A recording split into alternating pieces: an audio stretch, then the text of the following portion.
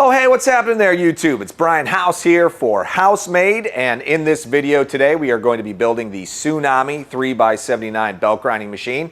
I am super proud of this design. For the last year and a half, we have been designing, improving, and prototyping this machine. And one of the cool features about it is if you've ever built a Revolution 2x72, the chassis is exactly the same, and you can buy our upgrade kit and actually throw it on your Revolution and get that extra inch you've always wanted. Story of my life, right? The goal of this video today is actually to build the machine from our kit, okay? So if you go to our website, housemade.us, you check out the Tsunami 3x79 or the 2x72, this video will walk you through that entire build process step by step so you can get grinding as soon as possible. Let's get started. Okay, so step one of this process is to clean and prep your steel. Even though the parts have been fully machined, they are raw tube steel, so you're going to want to remove the mill scale. There is a quick, non-toxic way to do this, and that's using household vinegar.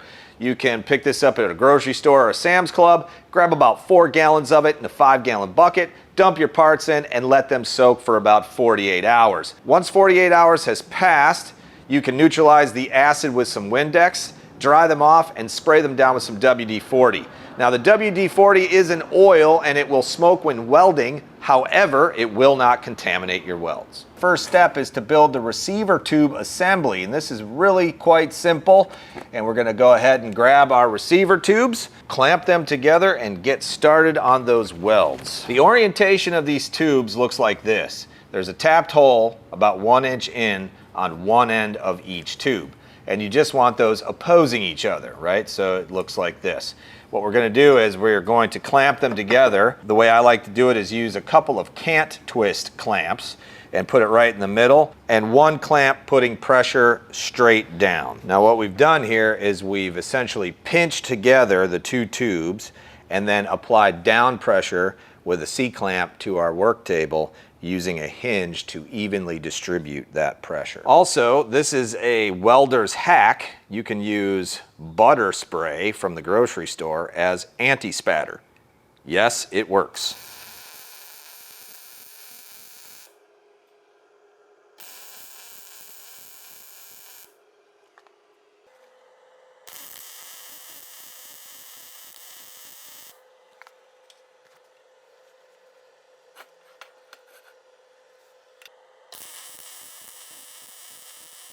So when you're done, this is what your part should look like.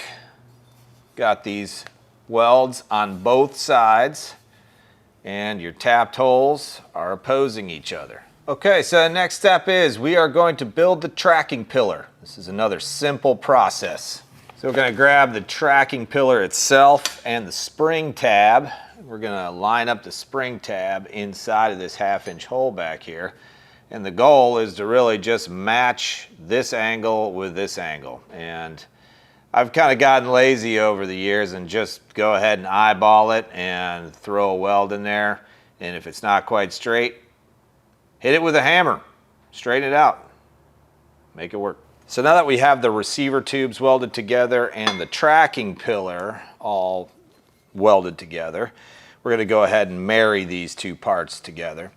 And the tracking pillar goes on the opposite side as the drilled and tapped holes. And I don't bother to measure too much around here, but it's about a 1/2 inch or so, you know, say 12 millimeters, something like that, from the back end of these receiver tubes. I'm going to lay them flat, and then I'm going to use the motor plate as a clamping device so that I can put equal pressure across all surfaces. And I'm not going to go weld crazy on this. I want you to understand something. You do not need to fully weld these parts. 4 good strong tacks in each corner and a 1/2 inch long weld bead along each one of these surfaces is plenty strong. So when you're done with the assembly, you can see this is what it looks like. Welds on both sides, nice and strong. Beautiful part. Okay, so now we're going to weld on the motor plate, and I cannot stress this enough. We've had a bunch of people weld this plate on to the wrong side of this assembly. So pay attention to this. Orientation in this particular instance is super important. You can see here where that motor plate is welded to, and I am going to set the motor plate on like this, okay? This is the correct orientation, okay? And so if I were to say stand up this assembly and look at it face on, the motor plate is welded to the right side of the assembly. So how I align this is I've got my motor plate on the right side of the assembly, and I am just lining up the top of the motor plate with the line that's in this receiver tube on the upper right here. This is just an easy reference line. I put a C-clamp down, clamped it to the table on the forward portion of the motor plate, and then I'm gonna plug weld this hole right here, okay? And then we're gonna go in sequence in an X pattern. Plug weld, plug weld, plug weld, and plug weld. Now that we have all 4 plug welds in place, I'm going to put 3 half-inch weld beads down along the bottom edge and call it good. And this is what the assembly should look like once you're done. Okay, so grab your base plate, set it down on your work surface, and your 2 risers. These risers are different. One has a drilled and tapped hole, as you can see, and the other one does not. The one that does not goes in the rear, and so we're going to go ahead and place that one in the rear, this one in the forward portion, and just be aware that these curves, they need to go to the right of the user. So this is the front of the machine. The front of the machine has a drilled and tapped hole, okay? And then there's a curve to this, and that curve should be to your right. So if I turn this around and I'm the user and I'm looking at this, I now can see that curved portion of the riser is to my right, and the drill and tapped hole is facing me, okay? It's like this, all right? Orientation is important here, and if you mix this up, you're gonna have to cut it apart and start over. So make sure that you're referencing this video and the PDF plan set while you're doing this operation. Next, you wanna grab your big old axle bolt and slide it through. What this is going to do is it's going to help stabilize the top. Some people have made spacers to align the top. I don't think it's necessary. If you take your time, you can do this process pretty easily with just some welding magnets.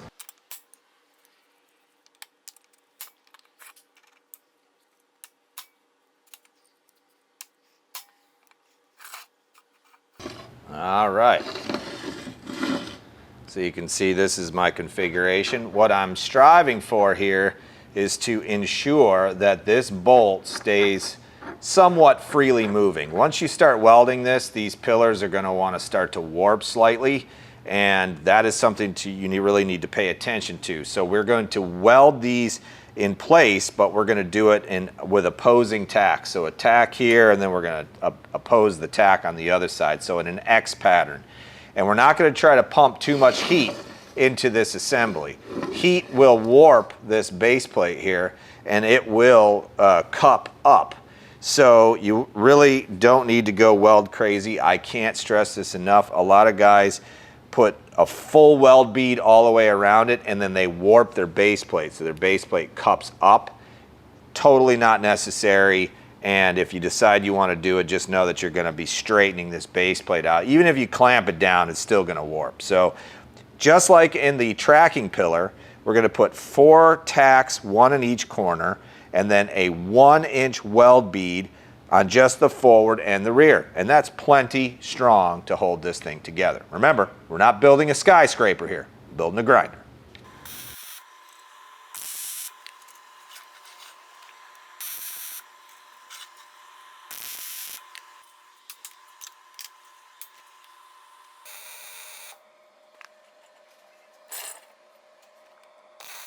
Okay, so we know we did it right because this bolt spins freely. This is what your part should look like once you're done with this assembly. Now next we need to thread on the hinges and the shims that go between. There's a nice diagram here in the plan set that shows you how to do it. And remember, the head of the bolt goes to the back of the grinder itself here. So that's the head of the bolt there. I'm gonna pop this out. Start with one hinge. Remember, the flat side of the hinge should be to your right. So if the head of the bolt here, and when you slide it on, the flat side like this should be to your right. The angled part should be to your left like this. All right, so we're going to put the hinge on, non-slotted. Then we're going to put a shim on, slide it through. We're going to put a shim on, put another non-slotted hinge, then another non-slotted hinge, a shim,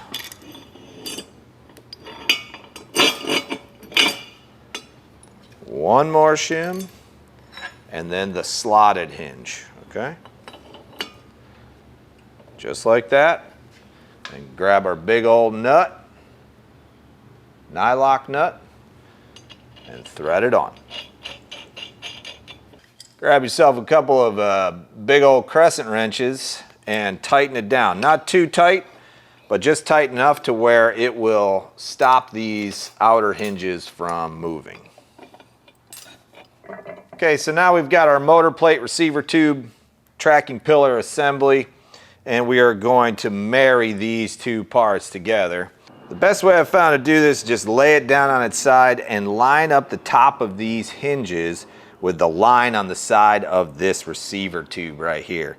Makes it super simple to kind of get everything lined up. And the beauty of this axle bolt is that it's holding these hinges in place, so the forward hinge and the rear hinge can be welded and they're going to be in the right spot. So that's a good thing. Now these two center ones are a little bit loose, so we're going to need to just make sure that we hold on to those while we put a tack weld in the top of each one of these hinges. Now that we've got those 4 tack welds in the top of those hinges, we can actually take the machine and stand it up.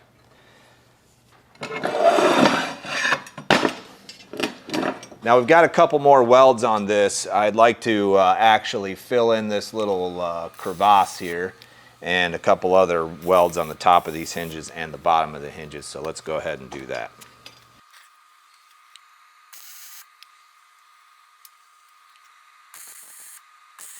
At this point, we're going to check for level using our digital level. If you don't have one of these, they're fantastic for fabrication purposes. And what we're looking for is 90 degrees and 0 degrees on the grinder head itself. So what we're going to do is we're going to take the digital level, we're going to zero it out on the base plate. That will give us our index. And then we are going to set it up top and just see, does it match? And it does not in this case. We're about a degree off. And you can see if I just slightly adjust the head of the grinder, I can get it pretty dang close, right? So we've got a little bit of a discrepancy there. Great news is it's so simple to fix this. What we're gonna do is we're gonna open up the grinder like this, and on the back pillar, we're gonna put a little tack weld, just a little tiny zap right here, and then we're gonna reposition the head and check it for 0. Now, if it's over, we can grind that tack weld back, or if we need more, we'll just add a little more. And then it'll be 0 and 90. Okay, so now that we've got the main grinder built, we're gonna move on to the tracking arm. You'll see here the holes on the side and the top. This is the forward portion of the tracking arm. You're gonna grab your 1-inch cube. Now you might have to grind this down to get it to fit down inside of this tube. We put a little chamfer on the edges there and ground it back. It needs to protrude about 1/4 inch, and then you need to align the handle over it, and you're gonna weld this whole assembly together. Remember that orientation matters in this case. The handle needs to be to the left of the user if you're facing the arm itself. A quick way to know that the orientation is correct is if you see this threaded hole in the top of the tube itself. And that is the top forward portion. So now that it's all set up, we can weld around the face, grind it back flat, and mount it to the machine. And next we're going to build the tracking knob. This is a simple setup. We're gonna grab a 3/8 inch washer and a nut, 3/8 nut. These are provided in the kit, and that's gonna provide the support for this piece here. Give yourself a little room to weld there. Mount this in a vise, weld, and grind back flat. Okay, so now that we're done with the tracking mechanism parts, we can bolt them up to the machine for safekeeping. And while I'm at it, I'm going to go ahead and bolt up all the hardware to the fast track. All of this info on what bolt goes where is included in the PDF assembly drawings. Also, let's add the hinge bolt to the front hinge and pillar and the adjustable handles to the receivers. Let's go ahead and mount the tracking wheel as well. I'm going to put a little bit of Loctite on these threads just to keep it in place. Remember, do not tighten this too tight. You just want it snugged up. Okay, so now we're going to build the platen backer for the Tsunami. We're going to grab our platen backer parts, specifically the leg and the foot, and we are going to mount these in a vise and weld them together.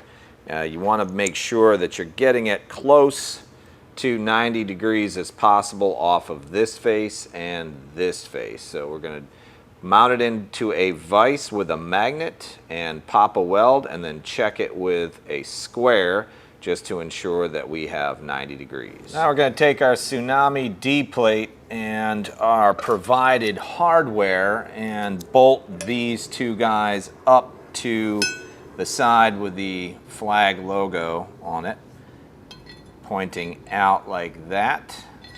And we're going to bolt these up so we can get the platen backer aligned and welded into place.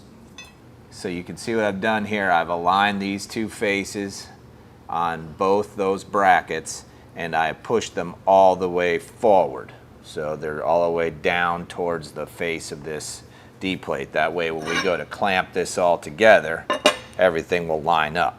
We're going to lay this down like this and grab some welding magnets and put them into place.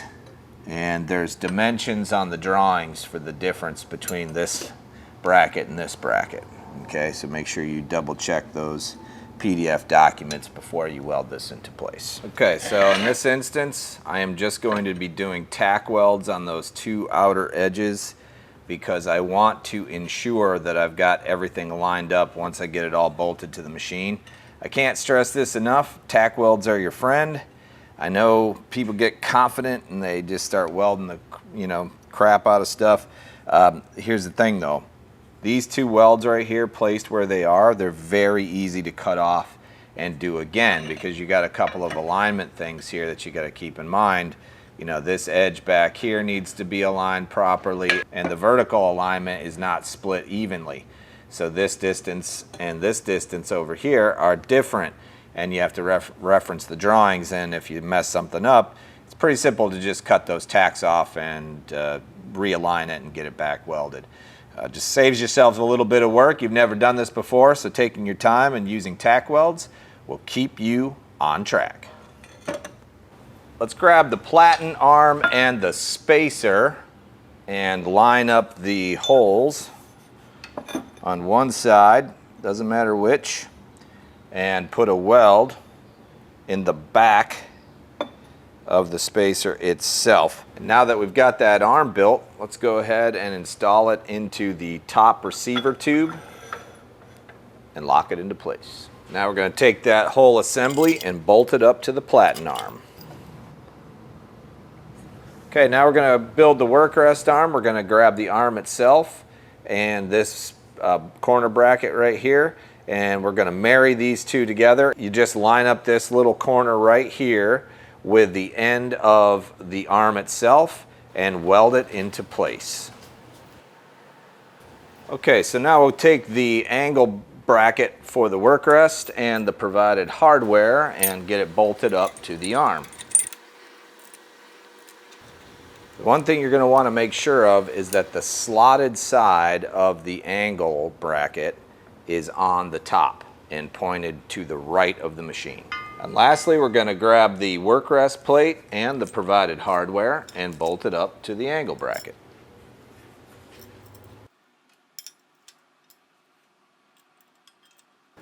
Okay, so now we got the work rest done. We're going to bolt up the contact wheels to the platen. We've already put the hardware in for you, so all you have to do is take off these nylock nuts and thread them onto the platen and lock them into place. And lastly, we're going to bolt the motor up to the motor plate with the provided hardware and then wire it up. Now, I'm not going to show the wiring in this video. I have a lot of other videos that I'll link down in the description to show you how you can wire up your motor. I get a lot of questions about the horsepower required for this particular machine. All of our Tsunami machines are running the standard 2 horsepower motor. We did purchase a 3 horsepower motor thinking we would need that amount of power, but in fact it's still sitting in the box because we just simply do not need it. So 2 horsepower will work. Of course, you can go up to a 3 horsepower and get more juice out of that thing if you want. If you're a heavy-handed grinder, you may want to do that. And also, one other caveat to this is that if you're running the 110 version of the VFD and not the 220 version, you're going to really want to swap that out to the 220 version so that you do get the full 2 horsepower out of that motor. Now listen, if you're really interested in building this machine, make sure you go over to my website, housemade.us, and check out all the things we have to offer in regards to the Tsunami. The upgrade kits from the Revolution to the Tsunami, and also the full build kit. You can put one of these in your workshop for a lot less money than you would think. So anyway, guys, I truly appreciate you following along with the progress of this machine. More to come. I'm going to do other videos on the process of how I use it and some of the different features and all of that. But this video, we just built the machine and got you grinding. So cheers, guys. Thanks so much for all the love and support. Hope to see you in the next video. My name is Brian House, and this has been House Made.